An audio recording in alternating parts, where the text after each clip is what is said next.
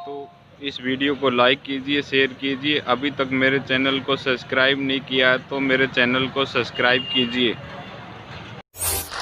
वो एक अच्छा भाव लेके गए आप लोगों के प्रति, and they were very exciting, they were very willing to come again over there, you know. So चूंकि ये एक कलेक्टिव एफर्ट्स है, एक टीम वर्क है, इसकी this is business like onion. प्याज को हम देखते हैं तो हमें समझ में आता है कि ये प्याज है, हम इसको समझ लिए।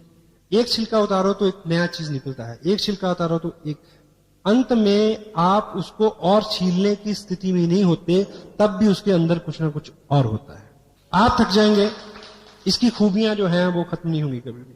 सो जो चैलेंज है जहां से हम बात शुरू करें आज, हम लोग इस बिजनेस को अपने ओपिनियन से, अपने दृष्टिकोण से, अपनी समझ से समझना चाहते हैं, इसलिए बिजनेस हमारी समझ में नहीं आता है। क्योंकि अगर हमें अपना आइडिया, हमें अपना ओपिनियन बहुत प्यारा और सही लगता है। मेरा एक कॉमन प्रश्न है अपने आप से, अगर मैं इतना अच्छा होता, अगर मेरा ओपिनियन इतना अच्छा होता, अगर मेरी जजमेंट इतनी अच्छी होती, तो इस बिजनेस में आने से पहले मैं बहुत अच्छा कमा रहा होता, या वो अचीवमेंट्स मेरे पास होती या नहीं होती।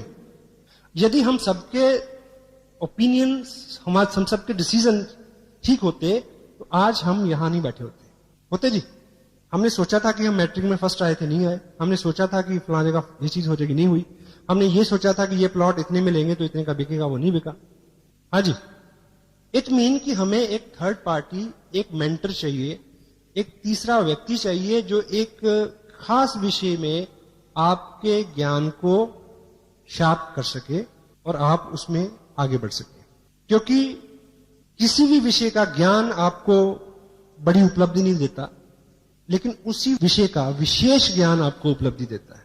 सो यदि मैं इस बिजनेस में आने के बाद, अगर with proud I can say the person I have in my life as my sponsor, my mentor mister Surendra Vats, अगर मैं उनके ओपिनियन को कैच करके एक्शन नहीं लेता, अगर मैं मुकेश जी की गाइडेंस को यस नहीं बोलता, अगर मैं कलाची बागचंद जी छाबड़ा उनके विजन को नहीं ग्रैब करता, अगर मैं त्रिलोक जी की दूरदृष्टि को, उनके व्यक्तित्व के गुणों को बहुत बारीकी से अपने तक पहुंचने का मार्ग प्रशस्त नहीं करता, तो मैं कतई तौर पे आपके सामने नहीं होता।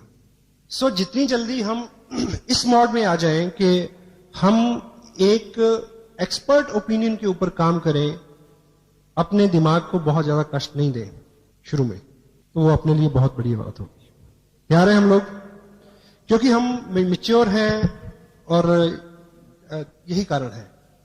अब एक प्रश्न मैं आपसे पूछता हूं कि यदि आपको आज के बाद 2 साल के लिए वेस्ट बंगाल भेजा जाए, कलकत्ता में आप रहना शुरू कर दें, तो आप बंगला भाषा कितने दिन में सीख लेंगे?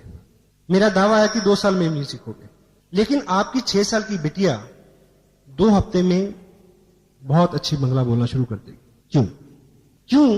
इसलिए नहीं कि उसका दिमाग लोग कहते कोरा होता है, ऐसा वैसा कुछ नहीं है। मैं आपको मेडिकल फैक्ट बता रहा हूं। बच्चा इसलिए जल्दी सीखता है क्योंकि वो बंगला को, आप जब बंगला सुनते हैं और सीखने की कोशिश करते हैं, तो आप पहले बंगला को अपनी हिंदी में ट्रांसलेट करने की कोशिश करते हैं और उसी में उलझ जाते हैं। बच्चा एज इट इज उसकी कॉपी करता है। हेलो, तो जब भी हम इस बिजनेस को ट्रांसलेट करने की कोशिश करेंगे, जब हम इसको समझने की कोशिश करेंगे, तो अपने साथ दिक्कत रहेगी। Just do it. सेकंड, दुनिया में जितने बड़े काम हैं, महान काम हैं, उन कामों को करना आसान है, उन कामों को करने की कोशिश करना मुश्किल है। देखिए, मैं इस प्रोजेक्ट को एक महान काम मानता हूं। क्यों मानता हूं? इसलिए क्योंकि अपने पूरी 14-16 साल की एकेडमिक्स में आपने टाइम दिया और बाद में पता नहीं क्या क्या किया, उसके बावजूद भी हम अपनी उदरपूर्ति और परिवार के भरण पोषण तक नहीं पहुंचे। और आज हमारे हाथ में एक ऐसा मौका है, ना केवल आप इसमें बहुत सारा पैसा कमाएं, जबकि लाखों लोगों तक आपके जरिए पैसा पहुंचे। तो ये आम काम हुआ या महान काम हुआ? महान काम हुआ। तो इस काम को भी, जैसे ईश्वर उपलब्धि है, वो एक महान काम है। उसको करना आसान है, उसको करने की कोशिश करना मुश्किल है। उसको पाना आसान है, उसको समझना मुश्किल है। हेलो, मेरे हाथ में ये पेन है, मैं भाई साहब को ये निवेदन कर रहा हूं, संजीव जी को, आप इसको उठाने की कोशिश करें। उठाना नहीं है, कोशिश करनी है। मुश्किल काम है। इसको उठाना आसान है, इसको उठाने की कोशिश करना मुश्किल है। Thank you.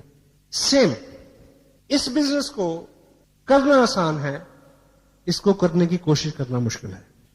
एग्जाम्पल हूं, देखिए, अगर आप मेरे को कामयाब मानते हैं तो आपके दिमाग में 100 कारण आएंगे कि मैं क्यों कामयाब हूं। लेकिन जो मेरी बेस्ट, जो सबसे बड़ी स्ट्रेंथ है, वो है एज इट इज आज्ञा का पालन करना। मेरे को बोला गया कि ये 3 पैंट 3 शर्ट्स लाओ, टेलर के पास गया और सिलवा ली। मुझे बोला गया कि ये टेप सुनो।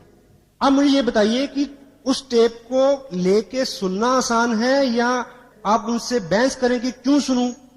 ये चीज को समझना आसान है। टेल मी वन थिंग, सुनना आसान है। जब आपको आपके फादर बचपन में स्कूल लेके गए तो स्कूल में जाके पढ़ना आसान था या आप फादर से पूछते कि मेरे को क्यों लाया गया है, यहां क्यों, क्या होगा? बोलिए, वहां पढ़ना आसान था या ये बात को समझना आसान था? पढ़ना आसान था, क्योंकि अगर आप समझने की कोशिश करते तो आप समझ नहीं सकते थे और आपके फादर आपको समझा नहीं सकते। प्रोडक्ट को यूज करना है तो यूज करना है, इफ एंड बट नहीं। सो मैंने इन कामों को किया। आपको आपकी अपलाइन बोलेगी कि नेक्स्ट मंथ का फंक्शन जो है वो दिल्ली में होगा, तो आप कहेंगे क्यों जाएं? मैंने ऐसा नहीं बोला। मेरे को बोला गया था कि भीलवाड़ा में होना है, 20 घंटे। मैं गया। और दूसरा, हमें जो लगता है वो सच नहीं है, आपकी अपलाइन को जो लगता है वो सच है। आपको इस बिजनेस का 90% जो लगता है वो 90% नहीं है, वो 10% है। ये रिवर्स है। तो वो 10% क्या है, उस विषय पे हम आज आपसे बात करेंगे। और आप